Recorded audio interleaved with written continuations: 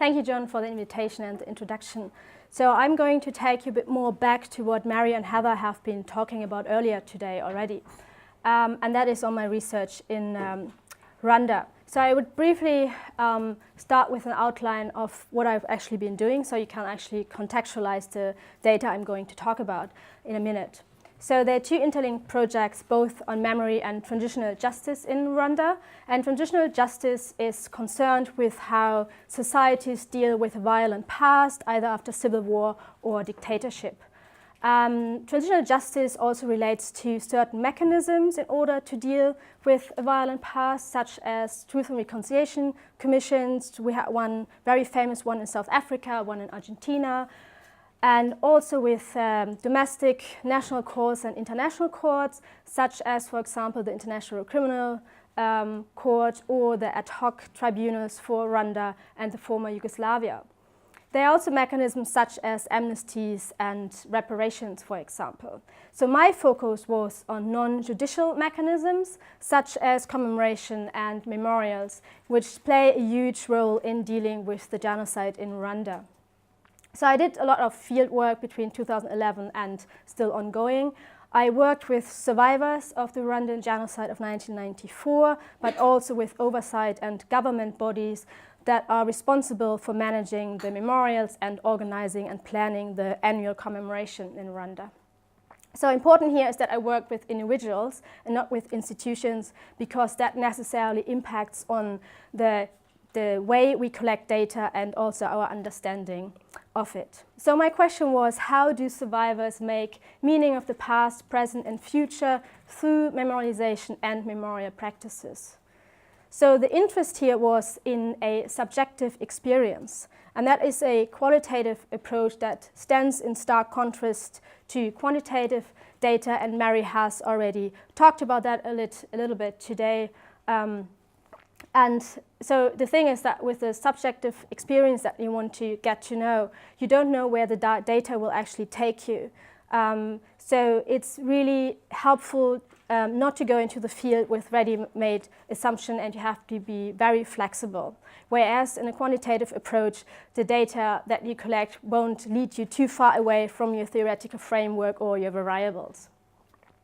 So my current project is Atrocities Archives, and it's a narrative analysis and a comparison of archival documents of the International Criminal Tribunal for Rwanda and the local Rwandan Gacaca courts. And for those of you who are not familiar with the Rwandan context, so the Gacaca courts are actually a traditional conflict resolution mechanism that was used on the community level. So for example, when someone would steal the neighbor's chicken or would do harm to the neighbor's cow, then everyone would get together in the village, together with the elders, and then resolve the conflict. So after the genocide, the Rwandan government modernized and transformed these Gacaca courts in order to try the case of genocide, because so many people were actually involved in the killings during the genocide that the national courts were completely overwhelmed. And these courts started in a pilot phase in 2002 and then started their work all over Rwanda in 2005 and ended in 2012. So those courts have left behind a huge amount of archival data, which I'm looking at. So when we talk about a post-genocide context, we first must get a sense of what genocide actually is. And I have chosen this particular quote or excerpt from a survivor because I think it illustrates or shows you a bit more what it means to survive such a horrific event and to witness how your own children are killed and you can't actually do anything about it. In 1994, around 1 million people were killed within only 100 days. That caused a total destruction of the infrastructure and the social capital. So when we collect data in Rwanda, we have to be aware of two main characteristics. And that is that there was an extremely brutal violence because of the use of traditional instruments such as machetes and clubs. So people were often hacked into pieces. So secondly, there is an intimacy of violence because neighbors killed neighbors, and even within families there were killings. So as a legacy, the genocide, but mass atrocity more generally, destroys individual worlds, social bonds, trust in given values and norms, and leaves a deeply traumatized population. And on top of all that, in Rwanda, still today, perpetrators and victims live door to door. When it comes to memory in Rwanda, there are approximately 300 memorial sites. And a particularity of Rwanda memorials is that they display human remains and at some memorials even entirely preserve dead bodies. Another characteristic is that survivors work at those memorials as either guides who would tour or guide tourists around the sites, or as people who are responsible for maintaining, preserving, and cleaning those remains and dead bodies. And I was particularly interested in this group of survivors, and I wanted to know what it means for them to clean and take care of the remains of their beloved ones. Then another important aspect in terms of memory in Rwanda are the annual commemoration ceremonies that take place between April and July every year. So, and now I want to talk more about the consequences for the data collection. So, violence leaves trauma, or the consequence of violence is oftentimes a trauma. So it is very difficult for people to talk about what happened, and particularly to an outsider who can't possibly grasp the depth and breadth of the horror of surviving a genocide. So there's also, when you work with survivors, the risk of re-traumatization. So you evoke very painful memories, and that can trigger flashbacks and is actually a real risk for the research participants. There are also very crucial ethical questions around doing this kind of work, because the representation of violence in our writing and analysis is always rationalized and objectified in order to make it suitable for academic appearance in journals and monographs, etc. So there's always an objectifying of suffering and pain. So data collection. I did participatory observations in 2012 and 2014 of the annual commemoration ceremonies. I used visual methods in the way that I had like a photographic documentation of memorial sites, and I was particularly interested in the narratives that are embedded in the materiality and the visuality of the memorial sites. In 2014, I did or collected some survivor testimonies, which can last up to last a couple of hours, and they come close to oral history and life story research. And I was interested in knowing about people's experiences before the genocide, during the genocide, and after the genocide. I also did semi-structured interviews and a couple of focus group discussions with female survivors. So all in all, this is a so-called victims approach that comes with another set of challenges in a transition context. So, for example, who determines the individuals and groups that are considered as victims? That is a crucial question here. So then, when we leave the borders of the UK and actually go into countries where we don't understand or speak the language, in Rwanda, everyone speaks Kinyarwanda, then we are dependent on a translator or a research assistant. So we have to ask how this actually influences the production of the data. And obviously there is always some meaning, always, and nuances will get lost in the process of translation. So the selection of the research assistant or interpreter can profoundly affect how research data is collected. So when we research the experience of suffering and pain, people can only convey that to us in words, so in language. But we have to be aware that this language is also embedded in broader narratives, political narratives and social narratives of how, how people experience the genocide and what is perceived as a good way of talking about it. So Mary has already talked a bit about mixed methods earlier today. So just briefly, it has some key benefits, it adds nuances and context, it's a broad variation, and it can mitigate limited data availability.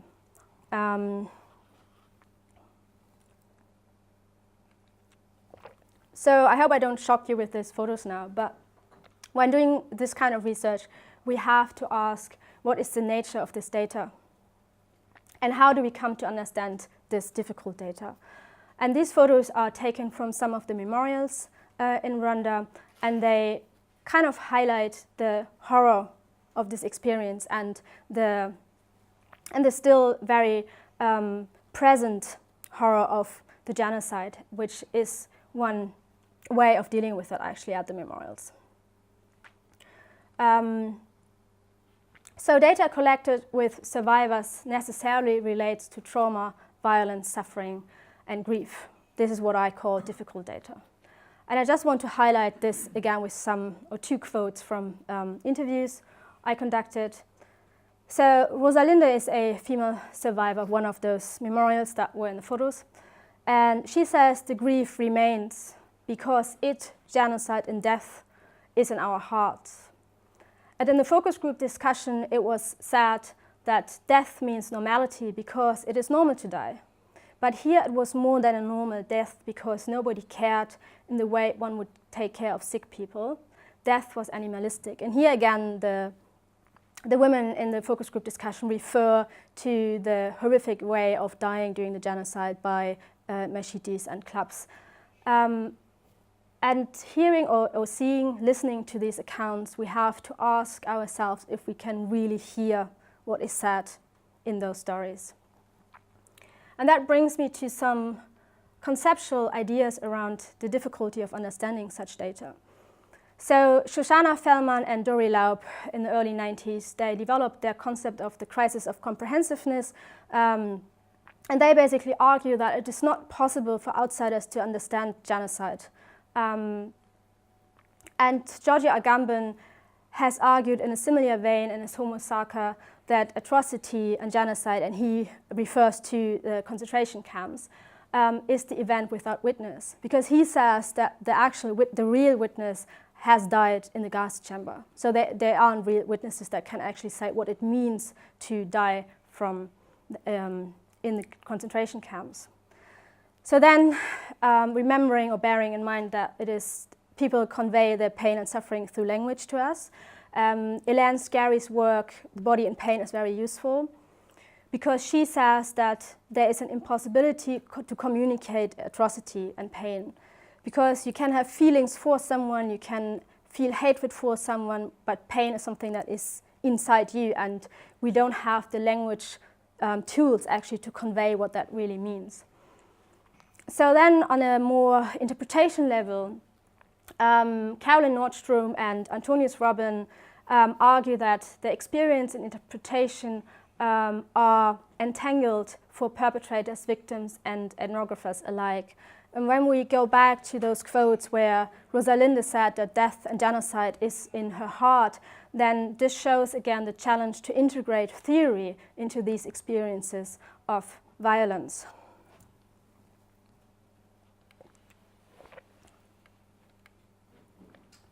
So now, turning to the management of the data and some ethics.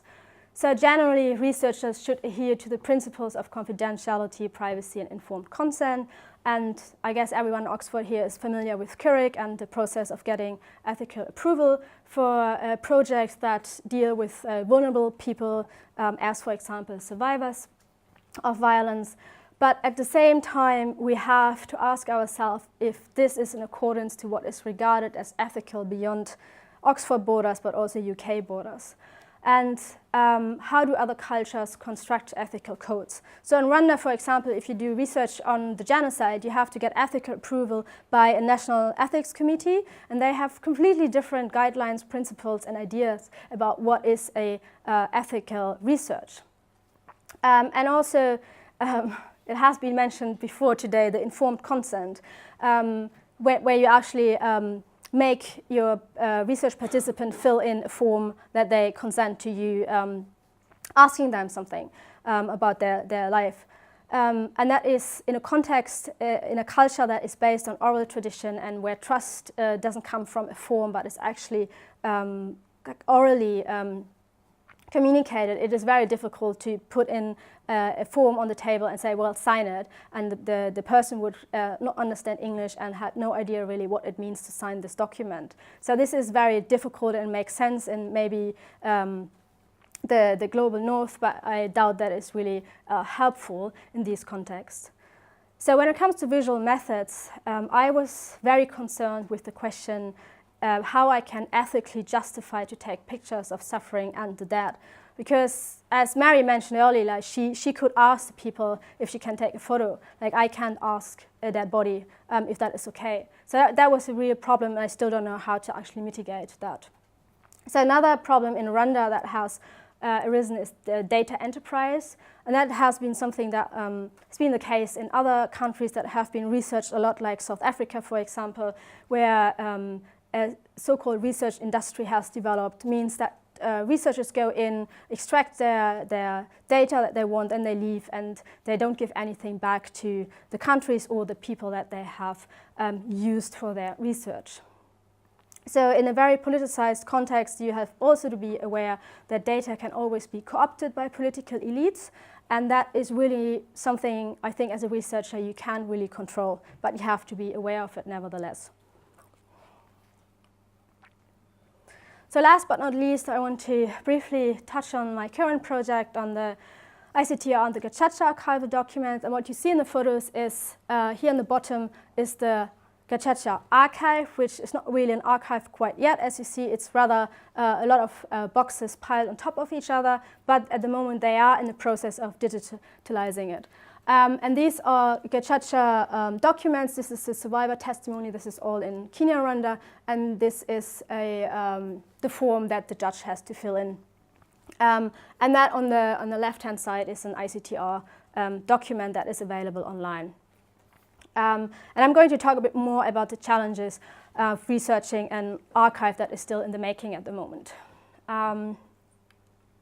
So there are obviously two judicial contexts, Rwanda and the UK. There are differences in the ethical standards and guidelines for using data. So for example, the ICTR adheres to the Universal Declaration of Archives that has been signed in 2011 and to internal United Nations standards and principles for access and usage and maintenance of the archives. So there are crucial questions around intellectual property rights and the rights of dissemination and usage. And this is particularly in the case of Gacaca because these laws haven't been established quite yet. So there are other risks, and I had to deal with in the Curig application a lot, is that data can be used for subpoena in trials in the UK or elsewhere under the universal jurisdiction of genocide. So that means genocide can be tried everywhere in the world. And there are certain challenges that come with doing research on an archive that is still in the making. So on the one hand, it is a window of opportunity to basically get in before strict access policies have been put in place. But on the other hand, it creates a lot of uncertainty to like how long is this going to last, what files can I actually access, and what I'm going to do with them, and who do I have to ask, etc., etc. And another thing that arises from that is a particular responsibility, I think, for a researcher to handle this data with particular care, because it is, at least in the case of Gacaca, a first encounter, and it will leave footprints behind. And ideally, you want this to be a best practice example of how to do research in this kind of context. Yes, and that was it. Thank you for your attention.